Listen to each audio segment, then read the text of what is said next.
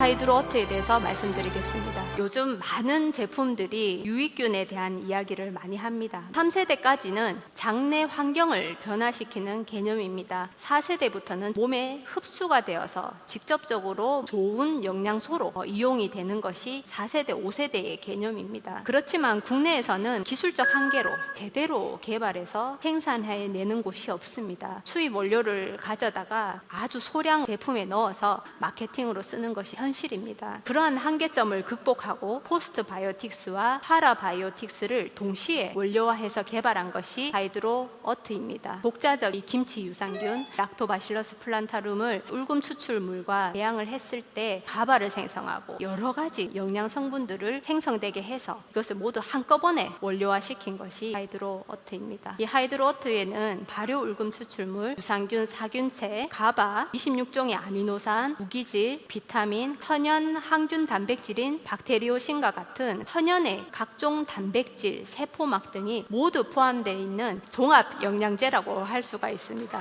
우리가 흔히 대사 질환이라고 하면 당뇨, 비만, 고혈압, 고지혈, 지방간, 동맥경화, 혈전증 이런 것들이 있습니다. 이 대사 질환은 관리를 하지 않고 중증으로 진행이 되게 되면 약물 치료가 반드시 필요합니다. 현재까지는 이 약물 치료가 근본적인 치료제가 없습니다. 단지 증상을 완화하는 대증적 요법밖에 없습니다. 따라서 발병하지 않게 예방하는 것이 반드시 필요하고 부작용이 발생하는 그런 치료제나 약물이 아니라 근본적인 개선을 위해서 장기적이고 안전한 고기능의 식품 섭취도 반드시 필요합니다. 대사 질환이 왜 생기는지 이것에 대한 기존 연구가 있습니다. 그중 대표적인 것이 바로 소포체 스트레스라는 것입니다. 이 소포체라는 것은 우리 몸에 DNA가 명령을 보내면 단백질을 생성하고 기능을 하도록 단백질을 접어야 되는데 그러한 역할을 하는 것이 소포체입니다. 그러한 단백질을 기능을 못할 때 소포체가 스트레스를 받게 됩니다. 그렇게 되면 소포체는 스스로 세포의 기능을 떨어뜨리는 역할을 하게 됩니다. 결국에는 세포의 자살까지도 유도하게 됩니다.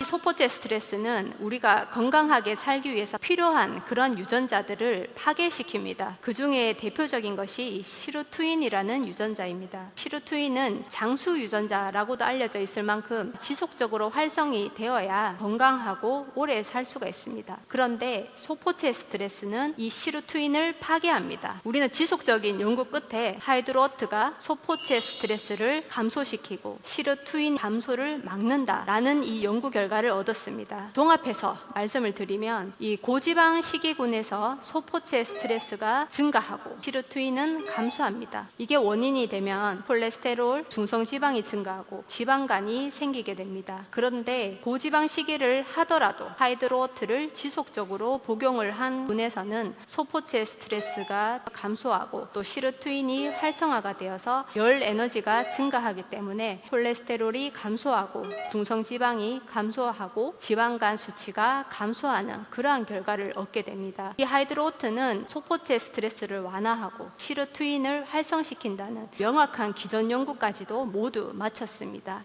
이것을 통해서 대사질환에 대한 예방식품으로서의 효능 효과를 증명했습니다. 이것이 시작입니다. 여러 가지 질병을 막기 위한 예방을 위한 식품 하이드로어트가 어떻게 발전할 것인지 봐주시기 바랍니다. 이것은 코스메 사이언스에 이어 헬스메 사이언스의 또 다른 시작입니다.